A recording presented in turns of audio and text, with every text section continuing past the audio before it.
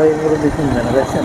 হ্যাঁ, কিন্তু তার অন্য তালে, মানে হ্যাঁ আমি যে হরন দিতেছি তার এই তাল নাই, তার তাল হচ্ছে সে দেখতেছে যে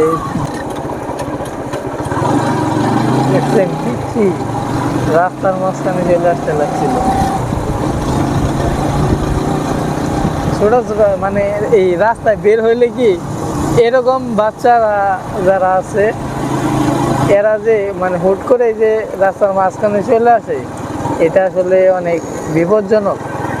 এই গ্রাম এলাকার এই একটাই সমস্যা সবচাইতে বেশি, যে হচ্ছে রাস্তার মাঝখানে বাচ্চা, মুরব্বী মানুষ, তারপরে হচ্ছে বিশেষ করে সবচাইতে বেশি যেটা হচ্ছে আপনাদের ভোগায় সেটা হচ্ছে এই দেখবেন যে হুট করে রাস্তার মাঝখানে যাইতেছি হুট করেই শিয়াল, পরে হচ্ছে কুকুর, পরে গরু কেউ করে রাখছে রাস্তার পাশে, কেউ গরু বাইদা রাখছে, বা ছাগল, এইসব জিনিস রাস্তার মাঝখানে প্রচুর দেখা যায় এই পাহাড়ি অঞ্চলে বিশেষ করে।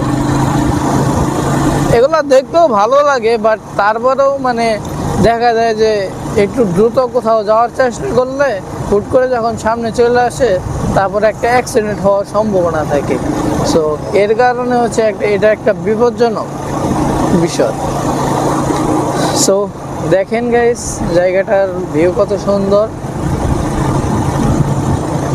আমার এরকম আস্তে আস্তে বাইক চালাইতে ভালোই লাগে। সবাই মনে করে কি, একটা কথা বলি, সবাই মনে করে কি আমি মনে হয় খুব জোরে বাইক চালাই, বাট বিষয়টা এরকম না। আমি বাইক আসলে নর্মালি চালাই, বাট আমার বাসার যে আশেপাশে মানে বাসা থেকে বাজার পর্যন্ত প্রায় মানে হাফ কিলো রাস্তা, এই রাস্তাটা তো আমার একদম পুরো মুখস্থ রাস্তা, তাই না? তো ওইখানে ওই মুখস্থ রাস্তা দেখে মানে প্রত্যেকটা ইটের কণা আমার ওইখানে মুখস্থ, যে কোথায় কোনভাবে বাইক গেলে মানে চাকাটা কোনভাবে গেলে ওইখানে অ্যাক্সিডেন্ট হবে না বা হচ্ছে কিছু একটা হবে, এরকম একটা ধারণা আমার মধ্যে আছে। যার কারণে হচ্ছে আমি আমার জীবনের মানে এরকম কোনো দিন নাই যে আমি আমার বাসা থেকে বাজারে না যাই, এরকম কোনো জায়গা নাই যে ওইখান থেকে আমি বাজারে না গেছি, মানে ওইখান দিয়ে বাজারে না গেছি। তো এর কারণে এই প্রত্যেকটা রাস্তায় হচ্ছে আমার মুখস্থ। তো এটা আমার জন্য এটা কিছুই না। সো তারপরে হচ্ছে অ্যাক্সিডেন্ট হতেই পারে। আর বিশেষ করে মোটর সাইকেল অ্যাক্সিডেন্ট যারা করে ভাই, এরা আসলেই নিজের দোষে করে না। এই আপনার একজন মানুষ 100 স্পিড বাইক চালাচ্ছে, এটা হচ্ছে আপনি মনে করতেছেন যে সে কন্ট্রোল করতে পারবে না, বাট বিষয়টা এরকম না। সে আসলে কন্ট্রোল করতে পারবে, সে আসলে কন্ট্রোল করতে পারবে, বাট বিষয়টা হচ্ছে এই যে আমি দেখাই এইখান থেকে এই কিছুদিন আগে যে একটা অটো ভ্যান আসছে এখান দিয়ে, এখানে আসার পরে আমি তো বাইক চালাই আসতেছি, বাট ও কিভাবে যে নামছে ঢালুর মধ্যে, আর আমার বাইকটা হচ্ছে এই সাইডে, তো আমি এইখানে এসে পড়ে গেছি। এতটুকু দূরে মনে করেন যে আমি হ্যাঁচড়ায় আসছি, আল্লাহ যে আমার বাসায় রাখছে এটাই অনেক। তারপর থেকে আমি এটুকুর মধ্যে যখনই যাই আসি তখন মানে খুবই আস্তে যাই। তার কারণ হচ্ছে ভাই আমি একবার শিক্ষা পাইছি কীরকম লাগে অ্যাক্সিডেন্টে। সো যেটা বলতে চাইছিলাম, মানে যেটা বললাম একটু আগে, সেটা হচ্ছে মোটর সাইকেল যারা চালাই আমরা আসলে আমাদের কন্ট্রোল মতোই মোটর সাইকেল চালাই। সবার কথা বাদ দিতে হবে, বাট বেশিরভাগ মানুষই তার নিজস্ব কন্ট্রোল আছে, যার কারণেই সে এতটুকু স্পিডে বাইকটা রান করতে চায়।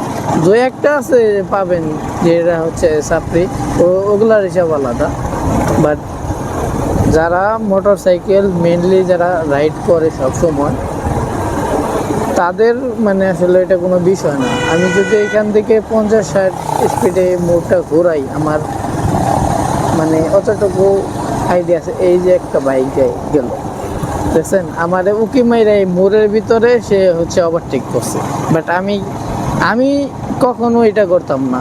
তার কারণ হচ্ছে মোড়ের ভিতরে আপনি যদি ওভারটেক করতে চান বা ওভারটেক করার ট্রাই করেন, দেখেন আমি যদি এখান থেকে এখন ওই ডান সাইডে যে ওই দিক থেকে যে কর্নারিং নিয়ে বেশি করে ওভারটেক করলে তো তাই করতে হবে, তাই না?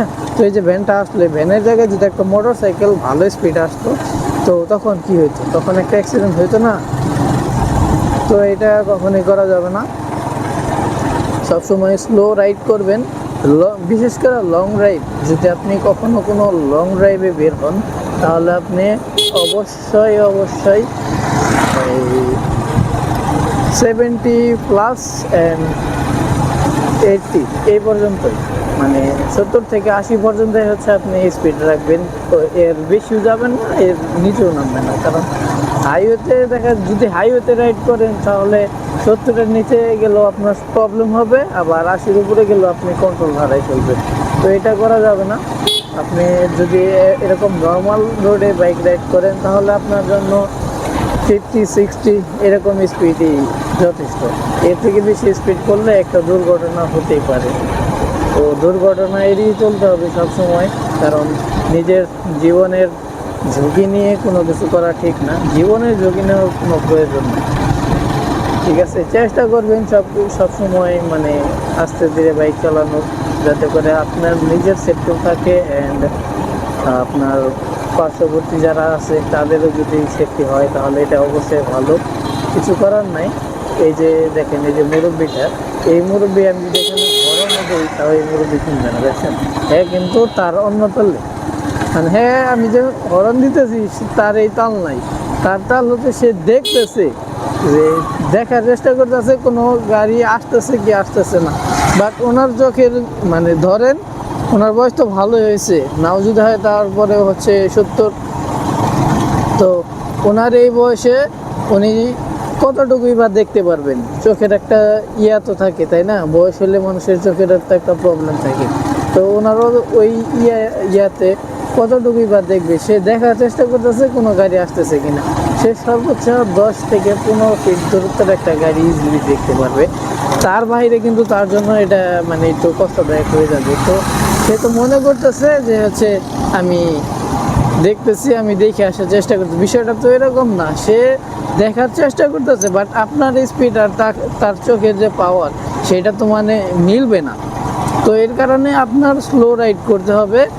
আর এই বিশেষ করে পাহাড়ি এলাকায় আসলে, ঘনবসতি এলাকা, পাহাড়ি এলাকা বলতে মানে সিলেটেও তো কিছু কিছু জায়গা আছে অনেক উঁচু নিচু, ওইসব রাস্তায় যখন যাবেন ওগুলা ফ্রি রাস্তা থেকে খোলামেলা, ওগুলার হিসাব আলাদা।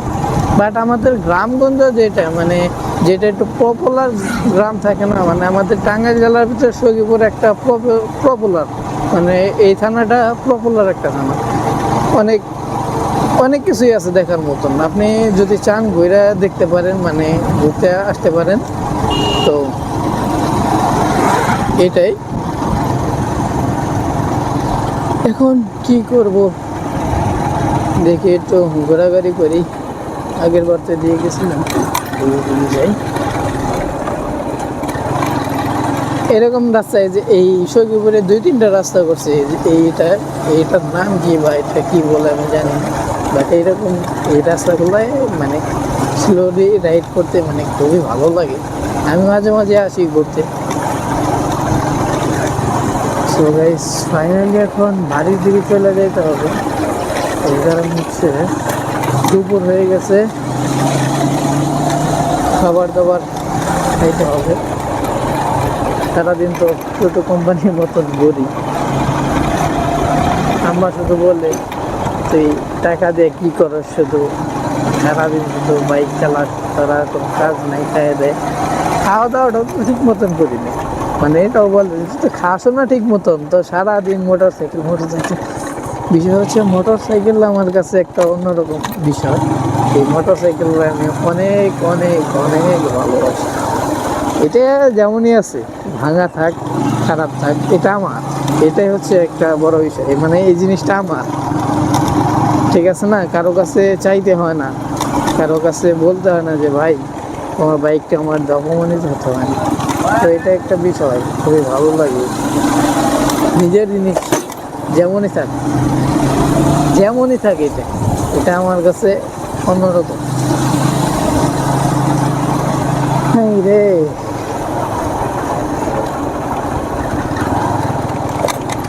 কত ঘোরাঘুরি করছি সব রাস্তায় একা একা। ছোট থাকতে মানে প্রচুর পরিমাণে খেলাধুলা করছি এই জায়গায়, আসছি বহুত, সারাদিন স্কুল ফাঁকি দিয়ে এইসব জায়গায় ঘুরছি, ঘোরাঘুরি করছি। আর এখন ওই সময়টাই নেই।